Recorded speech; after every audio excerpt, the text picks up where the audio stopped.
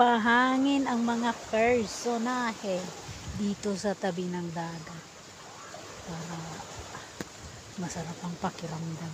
Hindi tayo rarayumahin, hindi tayo magkakasakit. Kami lang dalawa dito, solo namin itong dagat. Wala masyadong ilang tao talaga. Hindi kasama. Meron din siyang sariling moment.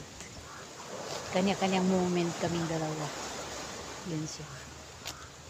Meron din siyang sariling ginagawa ko.